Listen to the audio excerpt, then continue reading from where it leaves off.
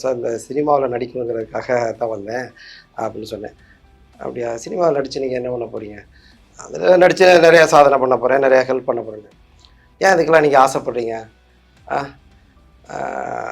ஒரு ப்ரொஃபஸர் அனுப்பிச்சனால உங்கள் கூட பேசிகிட்டு இருக்கிறேன், இல்லைன்னா நான் கேட்லே அனுப்பிச்சி விட்ருப்பேன் அப்படின்னு ரொம்ப. ஆனால் அது எனக்கு ஒரு டிமோட்டிவேட்டாக இருந்துச்சு. ஆனால் எதுவாக இப்போ எந்த துறையாக இருந்தாலும் கஷ்டப்பட்டு தான் வர முடியும். இருந்தாலும் நம்ம இருக்கிற வரைக்கும் ஒரு பாசிட்டிவாக சொல்லியிருக்கலாம். அப்போ வந்து அன்றைக்கி ஃபஸ்ட்டு ஷாட்டு எனக்கும் அவங்களுக்கு தான் வைக்கிறாங்க. வைக்கும்போது நான் வந்து ஒரே டேக்கில் ஓகே பண்ணிட்டேன். நான் நடிக்கிறத அவங்க ஜோதிகா மேடம் பார்த்துட்டே இருக்கிறாங்க. அவங்க உடனே சொல்கிறாங்க, என்ன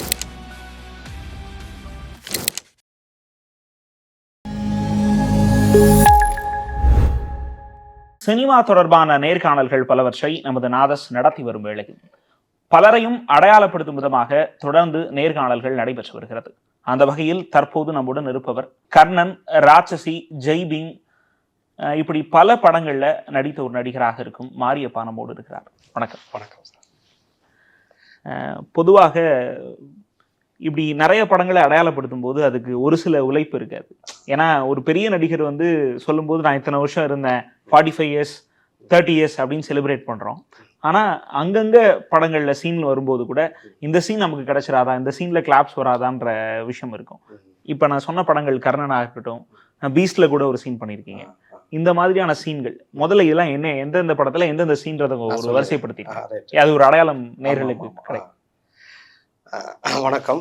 என்னுடைய சினிமா உலக பிரவேசத்துக்கு காரணம் திரு அட்ரஸ் கார்த்தி அவர்கள். நான் அவருக்கு என்றைக்கும் நன்றி கடன் பட்டிருக்கிறேன். என்னுடைய முதலாக நடித்த படம் இப்போ ஆக்சுவலி 2003 பண்ணியிருக்கிறேன், எங்கே எனது கவிதை. 2004 மச்சி, அப்புறம் 2005 கற்க கசட படங்கள் பண்ணியிருக்கிறேன். இடையில் ஒரு 14 இயர்ஸ் கேப்பில் ரீஎன்ட்ரியாக வரும்போது ராட்சசிங்கிற படம் தான் என்னுடைய மறுபிரவேசம்னு சொல்லலாம். அதுக்கு முக்கிய காரணம் திரு அட்ரஸ் கார்த்தி சார் அவர்கள். அவர் மூலியமாக தான் ஆஃபீஸ் போய் அங்கே ஒரு வாய்ப்பு கிடச்சிது. அதில் இயக்குனர் கௌதம்ராஜ் சாருக்கு இந்த நேரத்தில் நன்றி கடன் தெரிவிச்சுக்கிறேன். அதை தொடர்ந்து மதில்ங்கிற படத்தில் பண்ணியிருக்கிறேன். ராட்சசியில் எந்த சீன் சொன்னீங்கன்னா? ராட்சசியில் வந்து ஜோதிகா மேடம் காம்பினேஷனில் பண்ணியிருக்கிறேன், இங்கிலீஷ் வாத்தியாராக பண்ணியிருக்கிறேன். அப்புறம் சத்யன் சார் கூட காமெடியாக பண்ணியிருக்கிறேன். அப்புறம் மதில்ங்கிற படத்தில் டைரக்டர் KS ரவிக்குமார் சார் காம்பினேஷனில் பண்ணியிருக்கிறேன், ஜேஇ கேரக்டர் பண்ணியிருக்கிறேன். அப்புறம் மதுமிதா, சுவாமிநாதன் அவங்க கூட காமெடி அந்த மாதிரி பண்ணியிருக்கிறேன்.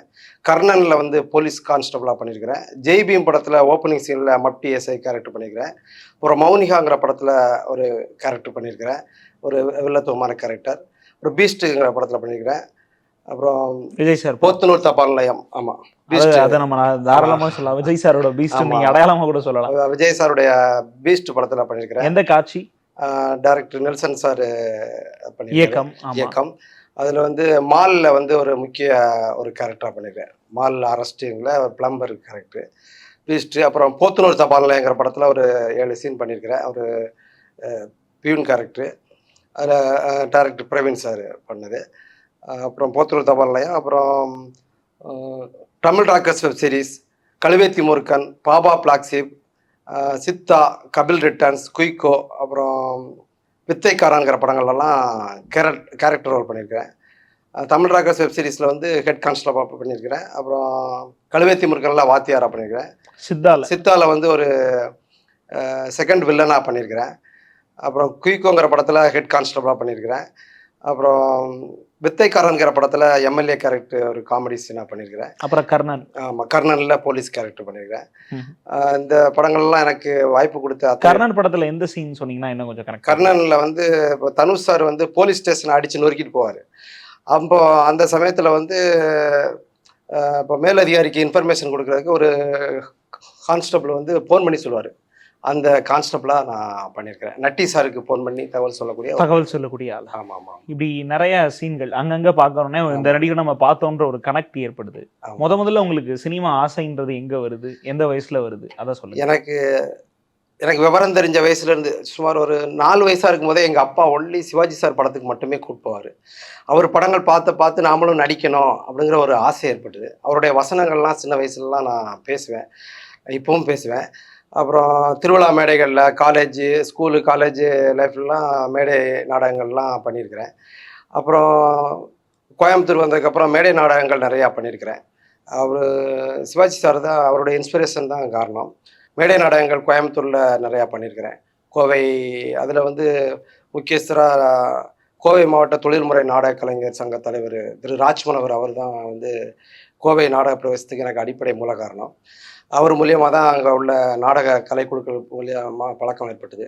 Kovai Kalalayam drama troupe silver crown Jagan sir, அப்புறம் கல்யாண்ஜி சார் அவங்க பண்ணது.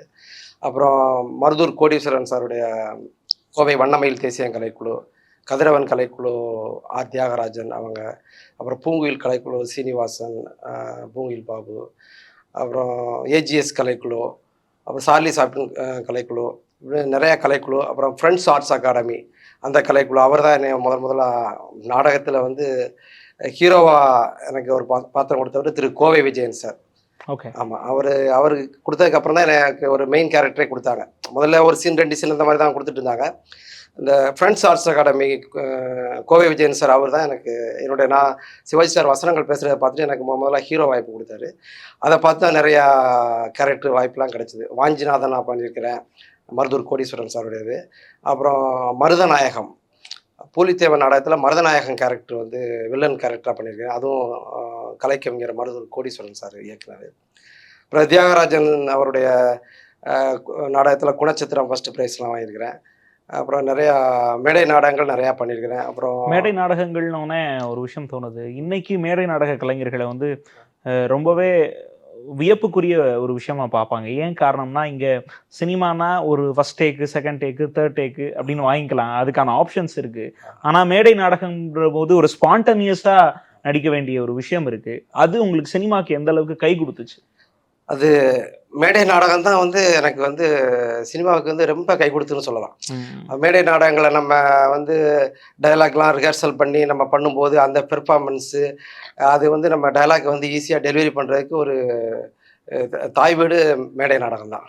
இல்லை, பொதுவாக 80s 70s 90s ஆக்டர்ஸ்ட்டை நம்ம கேட்கும்போது, ஏன்னா நாங்கள் நாடகத்தில் வந்து அதுலேருந்து வந்தனால எங்களுக்கு ஈஸியாக இருக்கும் அப்படின்னு சொல்லுவாங்க. நீங்கள் இன்னைக்கு கரண்ட்ல உள்ள படங்கள் கர்ணன், பீஸ்ட், ராட்சசி போன்ற படங்களில் நடிச்சிருக்கீங்க.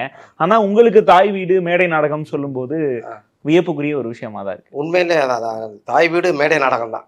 அதில் இதுதான் நம்மளுடைய அனுபவங்களை வந்து, அதாவது நம்மளை செதுக்க வேண்டிய இடம் வந்து மேடை நாடகமாக தான் எனக்கு இருந்துச்சு.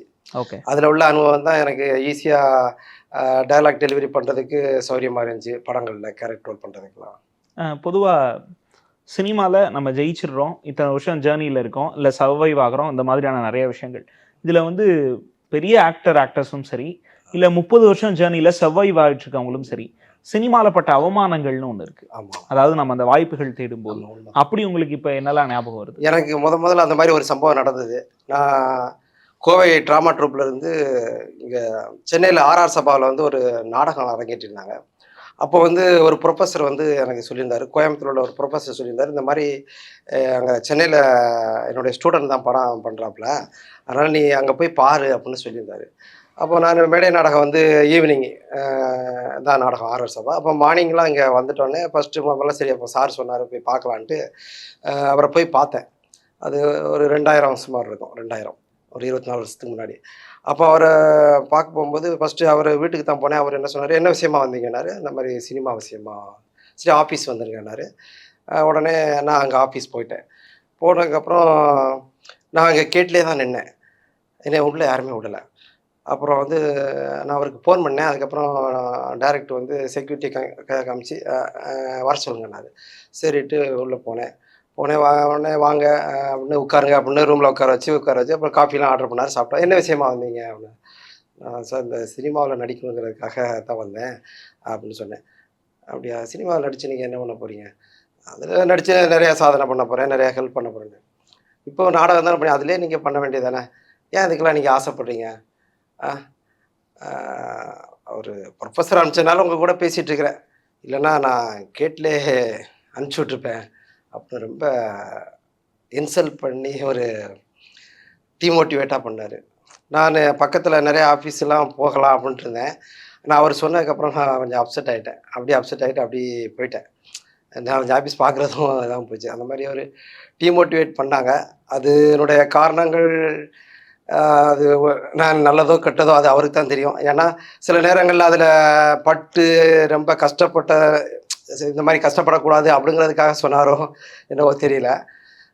ஆனா அது எனக்கு ஒரு டீமோட்டிவேட்டா இருந்துச்சு. ஆனா எதுவா எந்த துறையா இருந்தாலும் கஷ்டப்பட்டு தான் வர முடியும். இருந்தாலும் நம்ம இருக்கிற வரைக்கும் ஒரு பாசிட்டிவா சொல்லியிருக்கலாம். ஆமா. அப்படி இருந்த விஷயங்கள் அதை தாண்டி இன்னைக்கு நீங்க ஒரு ப்ரொடக்ஷன் ஹவுஸ் போறீங்கன்னா, ஒரு சினிமா வாய்ப்பு தேடுறீங்கன்னா, நீங்க இப்ப சொன்ன படங்கள்லாம் அடையாளப்படுத்திக்கலாம். ஆ, கர்ணன், ராட்சசி, ஆ, பீஸ்ட், ஆமா, சித்தா போன்ற படங்கள் சித்தா. இன்னைக்கு நீங்க தாராளமா சொல்லலாம். இந்த படங்கள் யாருக்கும் தெரியாம இருக்கிறது வாய்ப்பு இல்ல. ஆமா. அப்படி இருக்கும்போது அங்க இருந்த ஷூட்டிங் ஸ்பாட் எக்ஸ்பீரியன்ஸ் ஆ, அப்படின்னு நீங்க ஒரு சீன் நடந்தாலும் தனுஷ் சார் கூட, ஆ, இல்ல ஜோதிகா மேம் கூட, ஆ, இல்ல நடிகர் விஜய் சாரை பார்க்குற அனுபவம், ஆ, அதே மாதிரி சித்தா ஆ. ரொம்ப முக்கியமான படமா இருந்துச்சு ஆமா, ஆமா, தமிழ் சினிமால. ஆமா, இதெல்லாம் இந்த மாதிரியான எக்ஸ்பீரியன்ஸை நீங்க பகிர்ந்துக்கணும்னு ஆமா, ஆமா. கேட்டுக்க. ஆ, அந்த படங்கள் எல்லாம் வந்து எனக்கு ஒரு நல்ல ஒரு கேரக்டர் குடுத்தாங்க. அது அவங்களுக்கெல்லாம் நான் டைரக்டருக்கெல்லாம் ரொம்ப நன்றி சொல்ல கடமைப்பட்டிருக்கேன் இந்த நேரத்தில. அ அவங்க எல்லாமே சொல்லியிருக்கிறாங்க. சொன்னத நானு வந்து புரிஞ்சு ஆக்ட் பண்ணியிருக்கிறேன். ஓகே. ஆமா, அதுல ஆக்டர்ஸ் பெரிய பெரிய ஆக்டர்ஸ் ஏன்னா ஆமா. தனுஷ் சாரா இருக்கட்டும், ஜோதிகா மேமா இருக்கட்டும், ஆ. இந்த மாதிரியான பெரிய ஆக்டர்ஸ் கூட ஆமா அது பேசுற அனுபவங்கள்லாம் இருக்கு, ஏற்பட்டதா? இருக்கு. அது வந்து இப்போ வந்து என்னன்னா, டைரக்டர் கௌதம் ராஜ் சாருடைய ஜோதிகா மேடம் நடிச்ச ராட்சசி படம். அப்போ வந்து அன்னைக்கு ஃபர்ஸ்ட்டு ஷாட்டு எனக்கும் அவங்களுக்கு தான் வைக்கிறாங்க.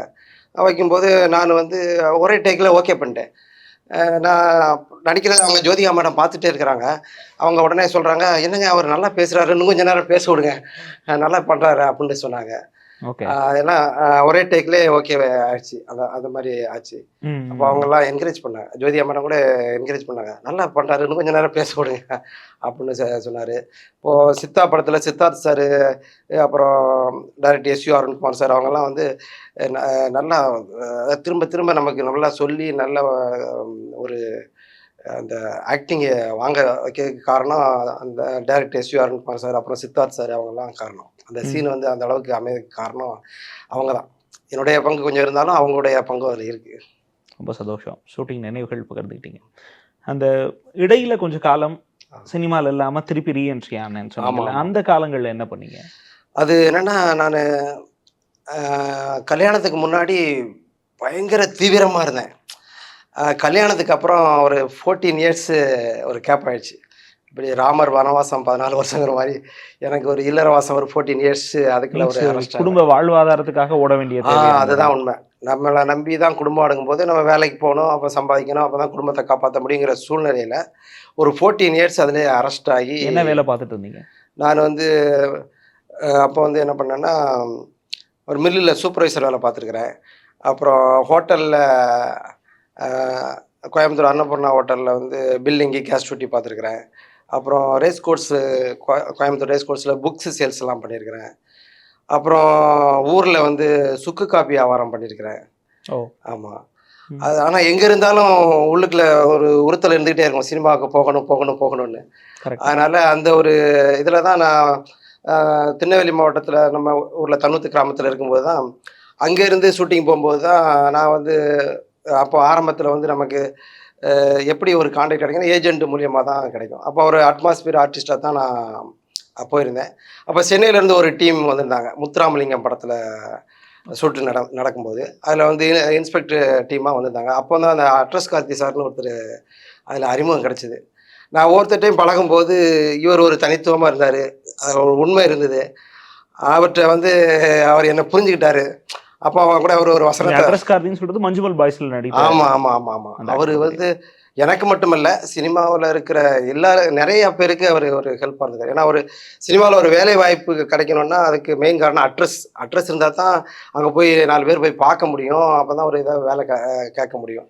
அப்போ அது வந்து அவர் வந்து அட்ரஸ் எல்லாம் ஸ்ப்ரெட் பண்ணும்போது, அதனால அவரு வந்து ஒரு பொது சொத்து மாரி. ம்ஹ்ம். எனக்கு மட்டும் கிடையாது. பொது சொத்து. அவ்வளோதான். எல்லாருக்கும் பயன்படும்படியா அவரு இன்னைக்கும் இருந்துட்டு இருக்கிறாரு. 14 வருஷம் உங்க குடும்ப வாழ்வாதாரத்துக்காக பல்வேறு தொழில்கள் செய்றீங்க. ஆ. இல்லற வாழ்க்கை போகுது. எந்த டைம்ல நம்ம திருப்பி வந்துரலாம் சினிமாவுக்கு அப்படின்ற விஷயம் தோணுச்சு? அந்த ஆ ஸ்பார்க் எப்ப ஏற்பட்டுச்சு? அது கரெக்ட்டு. குழந்தைகள்லாம் ஓரளவு பெரிய ஆள் ஆயிட்டாங்க.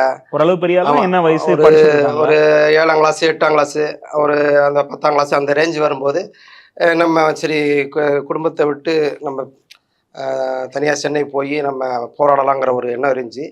ஆனால் நான் கோயம்புத்தூரில் நாடக ஃபீல்டில் இருக்கும்போதெல்லாம் எல்லாருமே பயமுறுத்துனாங்க, ஐயோ சென்னை போயிடாத, அங்கே ரொம்ப கஷ்டம் அப்படின்னு. ஏன்னா ஆல்ரெடி போயிட்டு திரும்பி வந்தவங்க, அவங்க உடனே திரும்பி வந்தவங்க அவங்களுடைய அனுபவத்துக்காக போகாதன்னு என்னை பயமுறுத்தி வச்சுருந்தாங்க. ஆனால் நான் முத்துராமலிங்க இன்ஸ்டியூட்டில் இவரை சந்தித்ததுக்கப்புறம் தான், அட்ரஸ் காட்சி சாரை சந்தித்ததுக்கப்புறம் தான் எனக்குள்ளே ஒரு பெரிய ஒரு மோட்டிவேஷன் ஏற்பட்டது. அவரை கூட ஒரு 2 வருஷம் ஃபோனில் தொடர்பு கொண்டுகிட்டே இருந்தேன்.